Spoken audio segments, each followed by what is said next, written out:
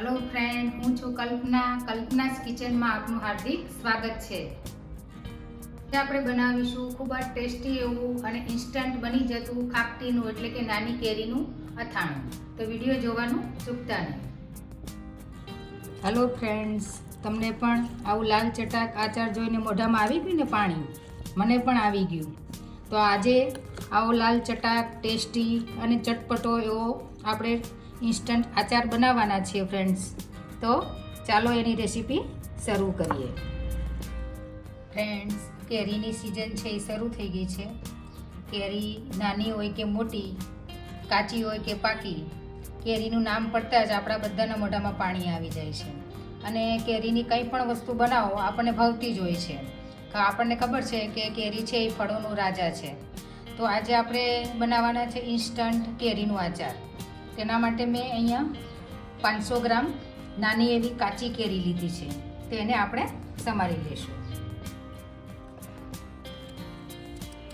આવી રીતના આપણે એને પીસ પાડી દઈશું, કારણ કે કેરી છે એ કાચી છે એટલે હજી એની જાળી છે એ નથી પડી, એટલે આપણે ગોટલી છે કાઢી લઈશું આવી રીતના અને આપણે મનગમતા પીસ છે એ પાડી લઈશું।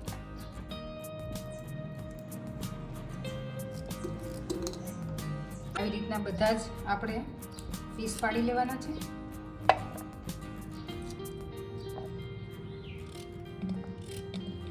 મેં કેરી છે આવી રીતના સમારી લીધી છે। જો તમને નાના પીસ ફાવતા હોય તો તમે નાના પણ કરી શકો છો।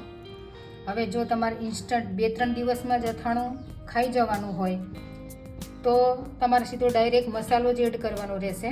અને જો તમારે 10-15 દિવસ રાખવું હોય તો આની અંદર આપણે 1-8 કલાક મીઠું ને હળદર એડ કરીશું। તો આની અંદર હું 1 થી 1.5 ચમચી છે એ મીઠું એડ કરીશ, જેથી કરીને આ આચાર છે આપણું 15-20 દિવસ સુધી એવું ને એવું રહેશે। 1 ચમચી હું હળદર એડ કરીશ અને એને હલાવી લઈશું।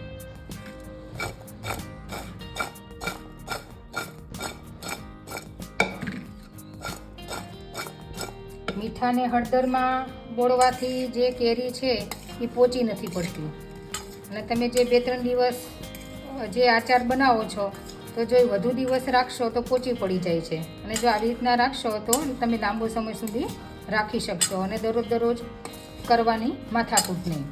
એટલે મેં આ રીતના કર્યું છે અને આને 1-8 કલાક જ રાખવાની છે, વધારે રાખવાની નથી। હવે એને 1-8 કલાક રાખીને પછી આપણે કાઢી લઈશું। આપણે જે હળદર અને મીઠાની અંદર કેરી રાખી હતી એને 1-1.5 કલાક જેવું થઈ ગયું છે। તમે કદાચ 1ની જગ્યાએ 2 કલાક રાખશો તો બી વાંધો નહીં, પણ વધારે સુકાઈ ન જાય એનું ખાસ ધ્યાન રાખવું। તમે જોઈ શકો છો કે જે ખાટું પાણી છે એ નીકળી ગયું છે। હવે આપણે એક સ્ટ્રેનર હોય એની અંદર આપણે એને નીતારી અને કોરા કપડાની અંદર આપણે રાખી દઈશું। આવી રીતના સ્ટ્રેનરની અંદર આપણે નીતારી લઈશું।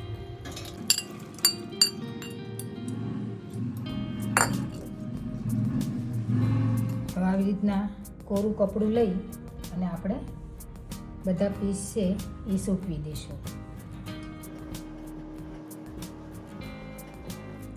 બધા પીસ છે આવી રીતના મેં સૂકવી દીધા છે અને પંખો છે એ ધીમો રાખવો, અને જો તમારે પવન આવતો હોય તો પંખાની જરૂર નથી। અને આ થોડા સુકાઈ જાય પછી આપણે આગળની પ્રોસેસ કરીશું।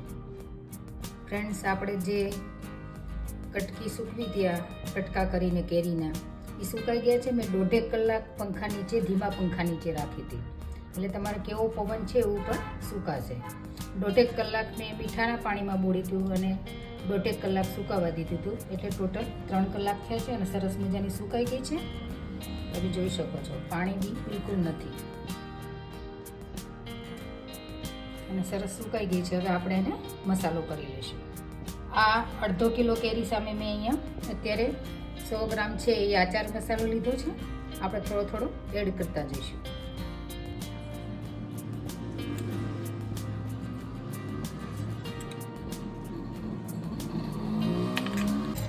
આચાર મસાલો ફ્રેન્ડ્સ તમને જેટલો ફાવો એ પ્રમાણે તમે નાખી શકો છો। જો તમને વધારે ફાવતો હોય તો તમે વધારે બી નાખી શકો છો, અને જો ઓછો ફાવતો હોય તો થોડો તમે ઓછો બી કરી શકો છો।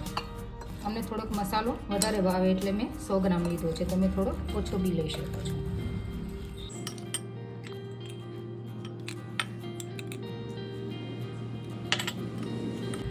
મેં 100 ગ્રામ મસાલો અહીંયા પૂરેપૂરો એડ કરી દીધો છે. હવે આની અંદર આપણે તેલ એડ કરીશું.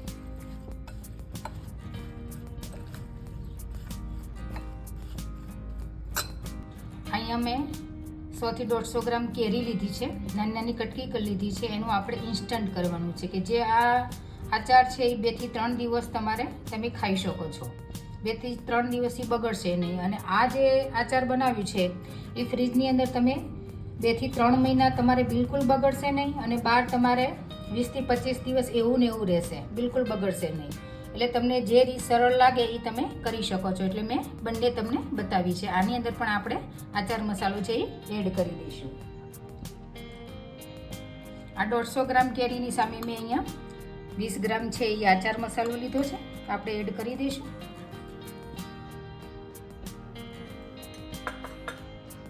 એને પણ હલાવી લઈશું. મસાલાની અંદર મીઠું હોય છે એટલે તમને જો વધારે મીઠું ખાવતું હોય તો તમે એડ કરી શકો છો. અહીંયા મેં 400 ગ્રામ તેલ લીધું છે અને ગરમ કરી અને એને મેં ઠંડુ કરી દીધું છે. હવે આપણે આ તેલ છે એ મસાલાની અંદર એડ કરી દઈશું.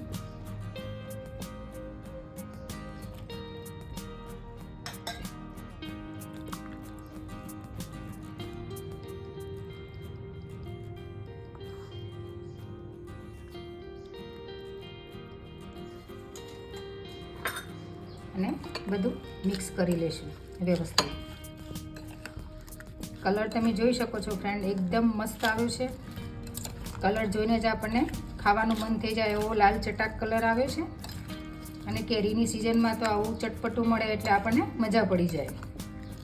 તો ફ્રેન્ડ્સ, આ રેસીપી તમને કેવી લાગી, આ બંને રેસીપી, તો મને ચોક્કસ કોમેન્ટ કરીને જણાવશો. અને જો વિડીયો તમને સારો લાગ્યો હોય ફ્રેન્ડ્સ, તો તમે ફ્રેન્ડ્સ અને ફેમિલીમાં જરૂરથી શેર કરજો. અને સબસ્ક્રાઈબ કરવાનું બિલકુલ ભૂલતા નહીં.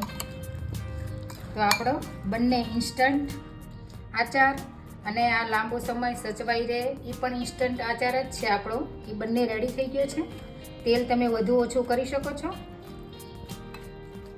અને એકાદ દિવસ આની અંદર રાખશું અને પછી આપણે બરણીની અંદર ભરી લેવાનું છે. અહીંયા 400 ગ્રામ તેલ લીધું હતું, તો હજી મારે 200 ગ્રામ જેટલું તેલ પડ્યું છે, એટલે 200 ગ્રામનો જ યુઝ થયો છે. તમે બોટલમાં ભરો અને એવું લાગે કે ઘટ્યું છે તો તમે આ ગરમ કરી અને ઠંડુ કરી અને એડ કરી શકો છો.